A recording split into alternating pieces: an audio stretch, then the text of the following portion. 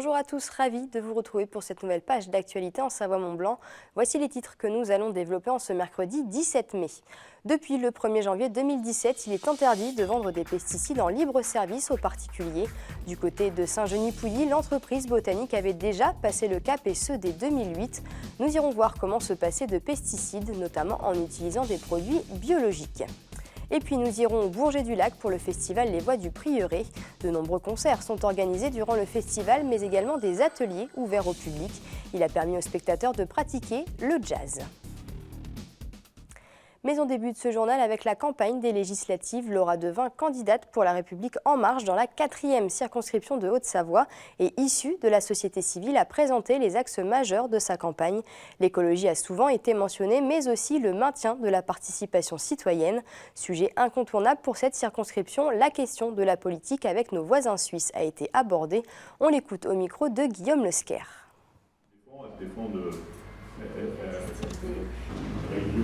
La vision, c'est plus de pragmatisme, plus de dialogue et une antenne auprès du gouvernement direct pour ces territoires transfrontaliers. On a animé un comité sur le sujet des transfrontaliers et est ressorti cette proposition qu'on aimerait porter avec les élus des autres circonscriptions transfrontalières et avoir un groupe de travail spécifique à ces enjeux. Nous, on le voit au quotidien avec les maires qui sont dans nos frontières. En tant qu'élus de la commune d'Archamps, on travaille très bien quand on s'assoit calmement à une table, qu'on n'est pas dans des enjeux politiques. Ça marche très très bien. Moi, j'ai vraiment une grande croyance et je pense que nos voisins sont déjà dans ce pragmatisme et à chaque fois qu'on leur fait part de cette ouverture, ils entrent en matière très facilement. En Haute-Savoie, toujours, Lionel Tardy, député LR-UDI sortant, se représente pour un 3e mandat dans la 2e circonscription. En place depuis 2007, il s'appuie principalement sur son activité au sein de l'hémicycle. Il a en effet été l'un des députés les plus présents aux commissions parlementaires. Il sillonne aujourd'hui son territoire, accompagné de sa suppléante Fabienne Duliège, conseillère départementale et première adjointe au maire de Saint-Félix. Au programme du démarchage et bien entendu des réunions publiques dans une 12aine de communes d'ici le 11 juin prochain. Et le premier tour du scrutin, il répondait aux questions d'Emmanuel Jaude. La moindre des choses, au-delà des étiquettes politiques, ce qu'on demande à un député, c'est de faire son job. Voilà. Moi, je pense que c'est assez intéressant, avant de voter, de regarder un petit peu quel est le bilan de son député. Est-ce qu'au moins il a exercé son mandat? Donc, comme je l'ai dit, moi, je n'ai jamais cumulé en aucun autre mandat en dehors de ce mandat de député. Je continuerai à le faire. Voilà, moi, ça me semble des valeurs importantes et je crois qu'aujourd'hui, les Français ils sont d'autant plus sensibles avec tout ce qui s'est passé dans le cadre de cette élection présidentielle. Qu'est-ce qu'ils veulent? Ils veulent des élus qui soient intègres, ils veulent des élus qui réellement exercent leur mandat, et non pas, et qui n'ont pas consacré tout leur temps à leur mandat local. Donc des élus qui réellement exercent leur mandat. Et puis je rappelle qu'un député, il est là pour légiférer.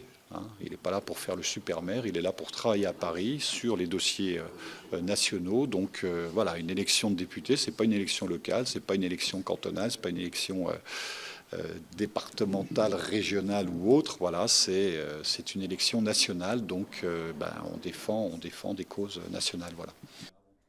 En ce qui concerne la 5e circonscription de Haute-Savoie, vous le savez, c'est Patricia Mahut qui a été investie par les Républicains et l'UDI.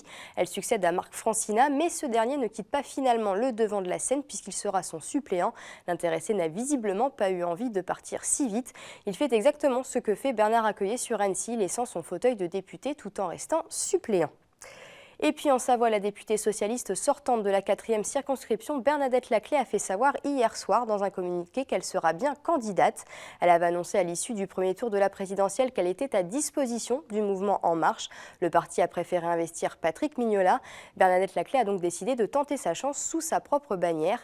À la date d'aujourd'hui, le PS aurait déjà investi une autre candidate. Reste à savoir si celle-ci se maintiendra.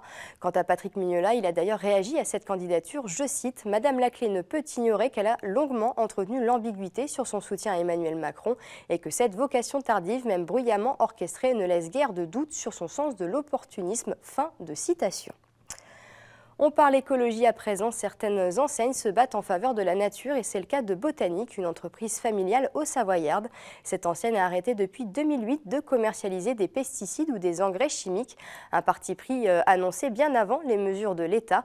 On se rend à Saint-Genis-Pouilly dans l'un des 66 magasins botaniques avec Olivia Boisson et Jean-Paul Crespi. Ici, vous ne trouverez ni pesticides, ni engrais chimiques. Ils ne sont plus disponibles dans cette enseigne depuis 2008. Cette année-là, et sur cette famille de produits, la marque a enregistré une baisse de chiffre d'affaires de plus de 2 millions d'euros. C'était un pari, mais il y avait des convictions réelles et sincères de la part de la direction de l'entreprise. C'était évident qu'il faut aujourd'hui, pour manger sain, il faut jardiner naturel, il faut faire son potager naturel, il faut que l'agriculture parte vers l'agriculture biologique et la permaculture. Un pari réussi donc pour l'entreprise aux 2200 salariés. Ses dirigeants ont remplacé ces pesticides par près de 800 solutions alternatives qui permettent de jardiner au naturel. On ne s'est pas posé la question de savoir est-ce que les clients allaient être réceptifs ou pas. On était tellement convaincus qu'il fallait emmener les citoyens vers le jardinage naturel, vers le potager biologique, qu'on a, je dirais, tout naturellement fait le pas. Là aussi, c'est un pari. La loi Labbé, qui interdit la vente en libre service des pesticides, est en vigueur depuis le 1er janvier 2017. Malgré tout, certains commerces les vendent toujours. Une aberration pour certains clients. J'ai été surpris de voir que ces produits, pour ne pas donner le nom, ces pesticides étaient en vente et que les gens continuaient à acheter ça comme on achète du lait. Et donc là, je suis un peu révolté par ça. Dès 2019, les pesticides seront définitivement interdits à la vente pour les particuliers. Un moyen pour l'État d'atteindre l'objectif zéro pesticide dans les espaces publics ainsi que dans les jardins privés. On termine ce journal du côté du Bourget-du-Lac. Le festival Les Voix du Prieuré, organisé depuis 2003, est de retour. Consacré aux voix de tous horizons, l'événement alterne entre concerts et ateliers ouverts au public. Direction l'un de ces ateliers. Il permet la pratique vocale du jazz avec le groupe The Voice Messengers avant leur concert. Guillaume Lesquer était présent. À la salle de spectacle La Traverse, dernier préparatif pour le concert du soir. Le festival Voix du Prieuré, pour sa 14e édition au Bourget-du-Lac, a une programmation étoffée. C'est un festival qui a comme sous-titre Éclat de voix.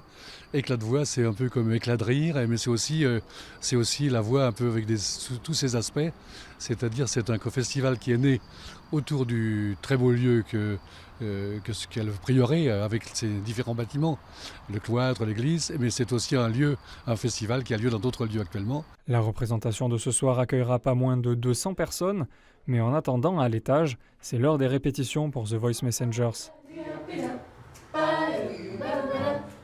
Petite originalité, la séance se transforme en atelier d'initiation ouvert au public. D'abord, c'est faire découvrir un peu ce qu'on fait, nous, aux gens. C'est-à-dire pas que mettre en place la musique, parce que ça, c'est un travail qu'on va faire un petit peu d'ailleurs aussi avec eux, mais la découverte de la voix, du corps, et surtout de la collectivité. C'est-à-dire comment on travaille en collectivité avant, tout le travail en amont qu'on fait avant d'aller sur scène, avant de travailler la polyphonie. Donc c'est un peu découvrir la voix et la polyphonie à travers son corps. Parmi le public des élèves de l'école de la seconde chance de Vauglan, si tout le monde ne se prête pas au jeu, la plupart s'intègrent facilement à l'expérience. Je trouve vraiment pas parfait. Je ne m'attendais pas à ce moment. Et j'ai bien chanté avec eux. Je trouve ça assez sympa, mais ça me fait bizarre parce que j'ai pas l'habitude de faire ça du tout. Surtout que je chante jamais ce genre de choses. Le festival se termine le 21 mai prochain et d'ici là, des ateliers variés et des spectacles pour tous sont organisés. Alors, si vous aimez pousser la chansonnette, le Bourget-du-Lac n'attend que vous. C'est la fin de cette édition. Merci à tous de l'avoir suivi. Juste après, retrouvez Emmanuel Jaude pour Destination Montagne. N'oubliez pas notre site internet 8montblanc.fr. Passez une belle soirée et à demain.